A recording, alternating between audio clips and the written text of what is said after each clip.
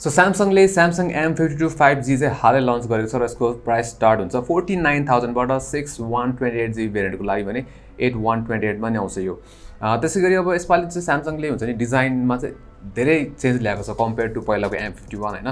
So म सबै भन्ने नै छु तपाईलाई हैन कस्तो छ यो भनेर फोन। तर त्योभन्दा अगाडि तपाईं हाम्रो भिडियो फर्स्ट टाइम हेरिराख्नु भएको छ भने चाहिँ हाम्रो च्यानललाई सब्स्क्राइब गरिदिनुस् र त्यहाँ भएको त्यो बेल आइकन थिच्नुला फर नोटिफिकेसन्स। सो मैले भनिहालेँ हैन डिजाइनमा चाहिँ यसपालि धेरै चेन्ज ल्याएको छ भनेर। सो फर्स्टमा चाहिँ लेट्स टक अबाउट यसको डिजाइन। सो डिजाइन चेन्जको कुरा गर्नुपर्दा फर्स्टमा चाहिँ हुन्छ नि अब M सिरिज फोन्स भन्ने बित्तिकै पहिला चाहिँ ठुलो हुन्थ्यो, मोटो हुन्थ्यो, भारी हुन्थ्यो हैन। तर यसपालि चाहिँ एकदम पातलो बनाएको छ 7.4 mm इभन A52s 5G अलि मोटो देखिन्छ यसको कम्प्यारिजनमा हैन। त्यसैगरी लाइटर पनि छ यो चाहिँ 175 ग्राम्स मात्र वेट गर्छ। सो एकदम लाइट र थिन बनाएको छ यसपालि निकै राम्रो। अब मटेरियलको कुरा गर्दाखेरि चाहिँ still plastic bag plastic frame नै हो तर त्यही पनि इम्प्रुभमेन्ट छ हैन। जुन प्लास्टिक रियर छ त्यो चाहिँ इजिली स्क्रैचेबल जस्तो लाग्दैन जुन चाहिँ मलाई पहिला M51 हरुमा चाहिँ लागेको थियो हैन। अलिकति इम्प्रुभमेन्ट चाहिँ ल्याएको छ। त्यसैगरी फिंगरप्रिन्ट स्टिल साइड माउन्टेड नै हो र फिंगरप्रिन्ट सेन्सरले मजाले काम गर्छ हैन। तर यसपालि no headphone jack so that's sad. नजर डिजाइन चाहिँ अरु चाहिँ अब हुन्छ नि जस ओभरअल यसको लुक एन्ड फिल निकै राम्रो छ। अब त्यसैगरी यो डिजाइन चेन्जको साथमा अर्को के चेन्ज आउँदाखेरि ब्याट्रीमा।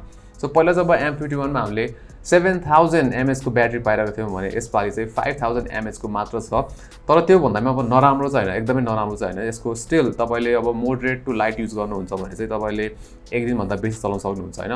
र मैले पनि अब मेरो लाइट टु मोडरेट युजेसमा चाहिँ मैले अराउन्ड 7.5 आवर्स को स्क्रिन अन टाइम पाएको थिएँ व्हिच इज भेरी गुड यो फोनको लागि हैन।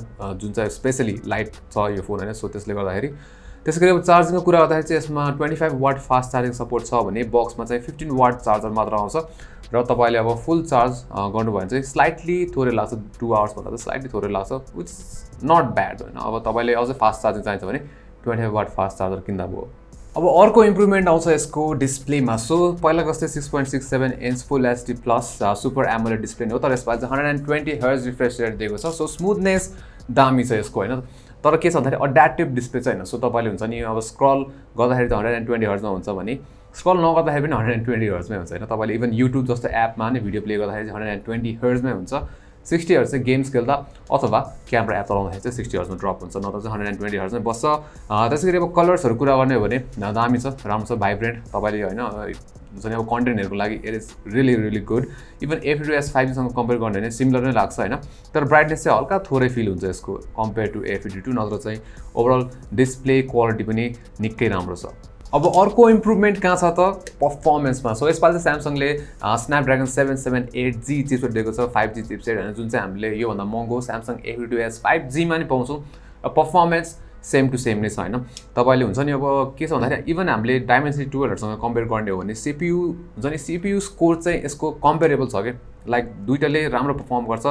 तर कुनै ठाउँमा चाहिँ जुन Snapdragon 778G छ त्यसको चाहिँ CPU परफर्मेन्स स्टेबिलिटी चाहिँ राम्रो छ कि डाइमेन्सिटीको भन्दा पनि किन भन्दाखेरि यसले चाहिँ बडी थर्मल इफिसिएन्ट छ त्यसैगरी मजाले स्टेबल परफर्मेन्स दिन सक्छ CPU को हैन। सो जो स्मुथ परफर्मेन्स छ र अब GPU को केसमा चाहिँ हुन्छ नि डाइमेन्सिटी 200 अलिकति माथि नै छ हैन यो भन्दा चाहिँ। तर त्यो भन्दैमा यो नराम्रो भन्न खोजेको हैन के यसको गेमिङ परफर्मेन्स पनि हेर्ने हो भने चाहिँ स्मुथ छ, राम्रो चल्छ। अब अफ कोर्स डाइमेन्सिटी 200 जस्तो हाई सेटिङ्सहरुमा चाहिँ यसले अप्सन चाहिँ हुँदैन यसमा हैन। जस्तै PUBG को कुरा गर्दाखेरि हामीले HDR मा अल्ट्रा FPS सम्म पाउँछौं र त्यो सेटिङमा चाहिँ तपाईले मजाले 40 FPS मा मजाले खेल्न सक्नुहुन्छ। त्यसैगरी अब स्मुथ ग्राफिक सेटिङ्समा चाहिँ हामीले एक्सट्रिम 60 FPS पाउँछौं भने हैन। त्यसैगरी कल अफ ड्युटीमा नि भेरी हाई ग्राफिक सेटिङ्समा भेरी हाई FPS सेटिङ्समा खेल्न सक्छौं हैन। र त्यसैगरी अर्को भनेको कल अफ ड्युटीमा चाहिँ सपोर्ट गर्ने भनेको म्याक्स FPS मा चाहिँ हाई सेटिङ्समा राख्नुपर्ने हुन्छ र मजाको छ एकदमै स्टेबल परफर्मेन्स छ के सेम टु सेम जुन हामीले A52s 5G पाउँछौं त्यसको जस्तो परफर्मेन्स छ। So performance wise I think यो प्राइस रेन्जमा निकै राम्रो फोन भन्दा हुन्छ यसलाई। अब लागौं यसको क्यामेरातिर। सो यसपालि चाहिँ ट्रिपल क्यामेरा सेटअप दिएको छ हैन। 64 मेगापिक्सलको मेन सेन्सर, 12 मेगापिक्सलको अल्ट्रा वाइड एंगल सेन्सर र 5 मेगापिक्सलको चाहिँ म्याक्रो सेन्सर दिएको छ। सो मेन सेन्सरबाट अब हामीले डे लाइटमा खिच्ने भने फोटोजहरु एकदम राम्रो आउँछ, डिटेल्सहरु राम्रो छ, शार्प देखिन्छ है। डाइनामिक रेन्ज पनि वाइड नै छ। त्यसैगरी हुन्छ नि यसको ओभरअल क्वालिटी एकदम राम्रो छ। तर कलर चाहिँ कहिलेकाहीँ लाइक येलो र ग्रीन कलर चाहिँ अलिकति ओभर स्याचुरेट गरेको जस्तो फिल हुन्छ तर द्याट्स फाइन। त्यसैगरी अल्ट्रा वाइड एंगल सेन्सरले पनि निकै राम्रो काम गर्छ लाइक डिटेल्सहरु राम्रो छ। अब अफ कोर्स मेन क्यामेरा भन्दा चाहिँ अलि सफ्ट फिल भइहाल्छ प्लस नोइज इन्ट्रोड्युस हुन्छ हैन। तर यो प्राइस पोइन्टको लागि चाहिँ निकै राम्रो छ यसको जुन अल्ट्रा वाइड एंगल सेन्सर छ। त्यसरी मुभिङ अन अब 5 मेगापिक्सलको जुन म्याक्रो सेन्सर छ त्यसले पनि राम्रै फोटोजहरु खिच्छ हैन। लाइक यो प्राइस पनि अब 5 मेगापिक्सलको म्याक्रो सेन्सर भनेको राम्रै हो हैन। कुनै कुनै हामीले इभन 2 मेगापिक्सल भेटाइरहेको हुन्छ। सो 5 मेगापिक्सलले ठिकठाकै काम गर्छ। त्यसरी अब डेप्थ सेन्सर नभए नि पोर्ट्रेट मोडले चाहिँ राम्रै काम गर्छ भनौं, ठिकठाकै छ। यो सब ब्याकग्राउन्ड ब्लर जुन इफेक्ट छ राम्रो देखिन्छ भने अब एज डिटेक्सन पर्फेक्ट चाहिँ हुँदैन तर इट्स फाइन जे होस् ओभरअल राम्रै छ पोर्ट्रेट मोड पनि।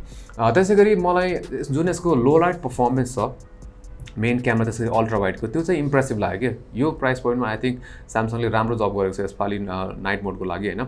लो लाइटमा डिटेल्सहरु हुन्छ नि राम्रो क्याप्चर गर्न सक्छ के शार्प देखिन्छ फुटेजहरु। अब अफ कोर्स हल्का मुभिङ सब्जेक्टहरु छ भने चाहिँ अब त्यो ब्लर त आइहाल्छ हैन। त्यसैगरी लाइट सोर्स अलिकति क्लिप हुन्छ त्यति राम्रो ह्यान्डल गरेको हुन्छ तर ओभरअल जुन लो लाइटको परफर्मेन्स छ त्यो पनि निकै इम्प्रेसिभ लाग्यो मलाई।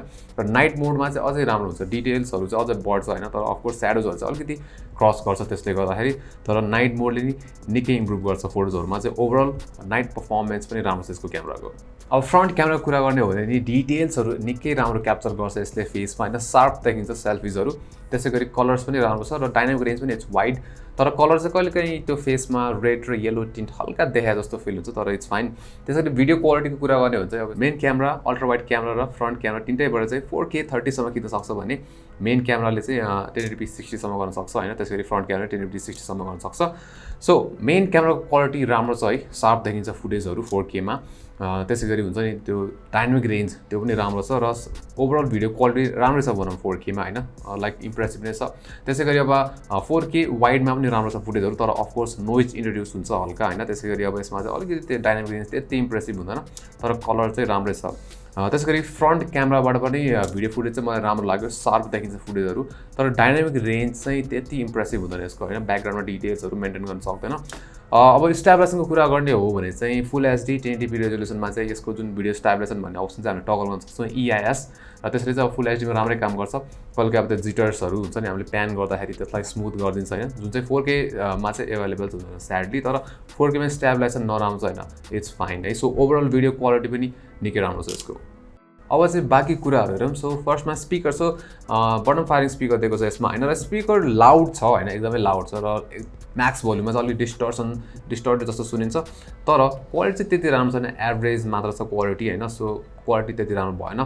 त्यसैगरी यसमा चाहिँ हुन्छ नि भाइब्रेसन मोटर चाहिँ त्यति राम्रो छैन कि एभरेज छ है। आई थिंक बेटर ह्याप्टिक फिडब्याक दिँदै भए चाहिँ एक्सपिरियन्स अझै बेटर हुन्थ्यो फोनको हैन। सो स्यामसङले मेबी नेक्स्ट इटरेसनमा चाहिँ त्यो इम्प्रुभ गर्न सक्छ। त्यसैगरी अब सफ्टवेयर चाहिँ यसमा एन्ड्रोइड 11 1.3.1 भइहाल्यो हैन र एक्सपिरियन्स निकै स्मुथ छ। त्यस्तो बक्स इश्युजहरु केही पनि छैन हैन। लाइक हामीले A52s 5G मा जस्तो एक्सपिरियन्स छ त्यस्तो नै चाहिँ यसमा हामीले पाउन सक्छौं। त्यसैगरी अब यसमा चाहिँ यसपालि क्यामेरा जुन क्यामेरा मोड्सहरुमा चाहिँ सिंगल टेक मोड पनि इन्क्लुड गरिदिएको छ जुन चाहिँ हामीले मेनली A सिरिज मात्रमा पाउँदै। So that's good as well.